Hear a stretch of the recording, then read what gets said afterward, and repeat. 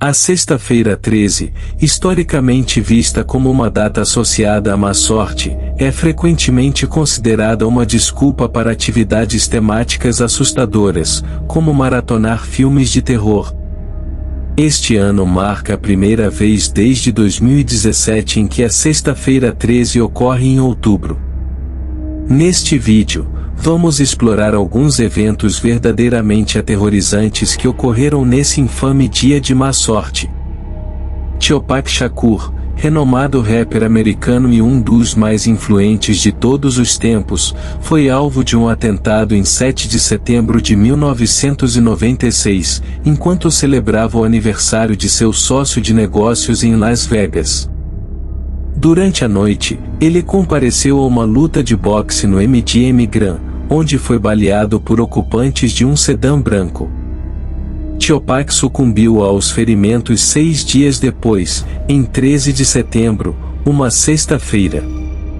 Embora o caso tenha permanecido sem solução por muito tempo, Duane Keith Davis, de 60 anos, foi acusado do arrasta para cima de Tupac em 29 de setembro de 2023. Ele não é acusado de efetuar os disparos, mas de ordenar o ataque. O julgamento está em andamento. Além disso, aeronaves também foram cenário de tragédias em sextas-feiras 13. Em outubro de 1972, um avião em direção ao Chile fez um pouso forçado nas montanhas dos Andes, resultando em mortes e forçando os sobreviventes a recorrer ao canibalismo para resistir à sobrevivência.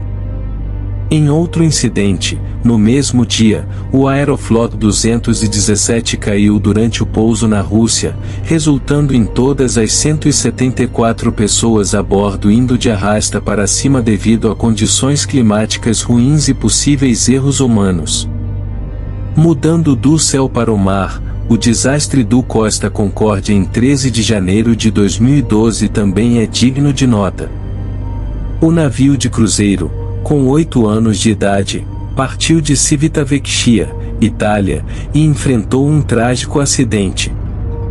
A bordo estavam 1,22 membros da tripulação e 3,26 passageiros quando o Concórdia se aproximou da ilha de Giglio várias horas depois.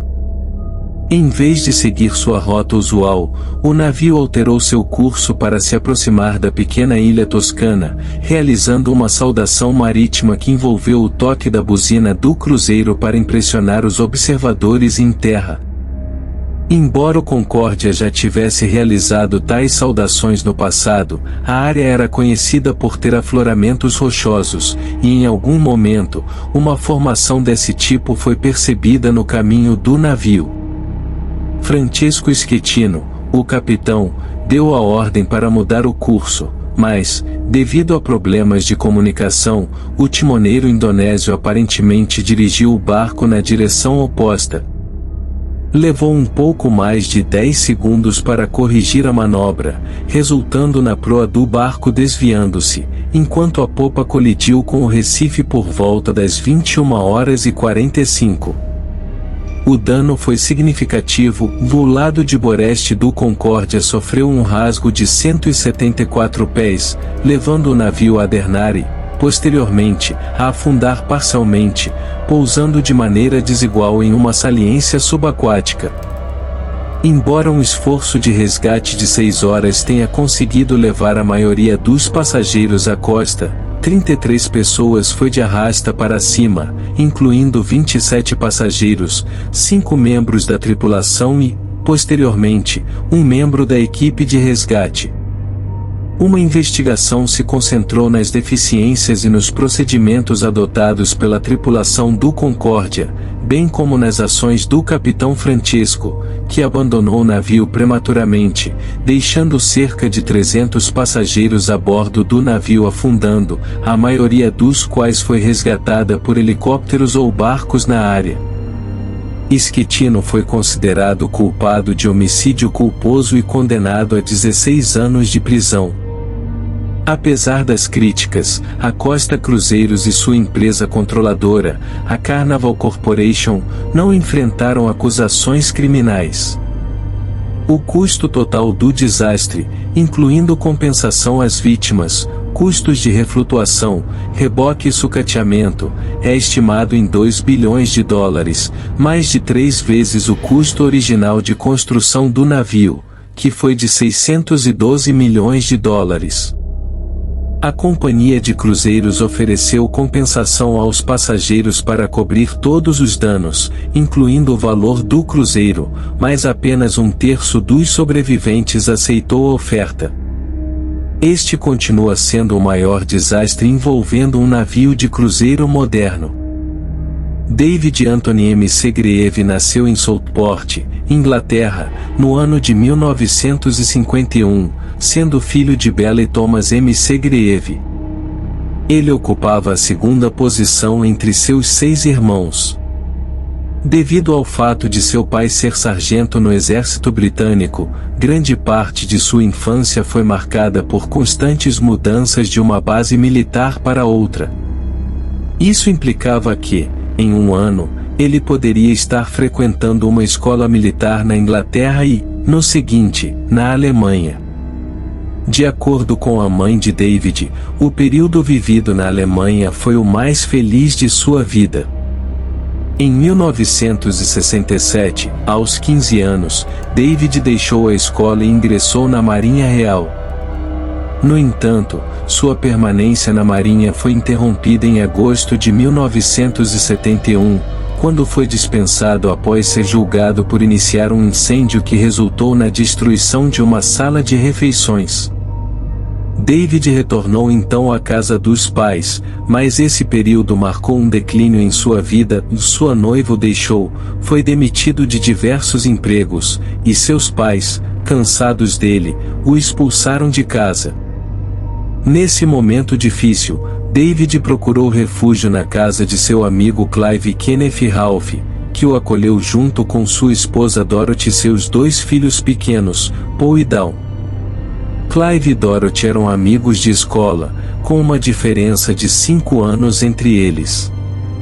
Eles se casaram em setembro de 1968, quando Dorothy tinha 16 anos e estava grávida de Paul.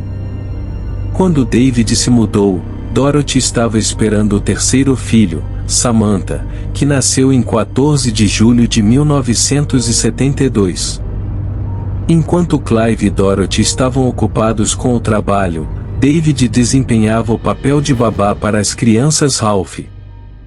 Ele era considerado pela família, pelos vizinhos e pelos Ralph como alguém que adorava crianças. Contudo, em uma sexta-feira 13 de abril de 1973, algo terrível e inesperado aconteceu. Clive pegou Elsie no trabalho, atrasado e com as crianças já adormecidas. Quando o casal chegou em casa, a polícia já estava presente e os conduziu à delegacia, onde foram informados da horrível verdade: suas crianças haviam sido levadas de arrasta para cima.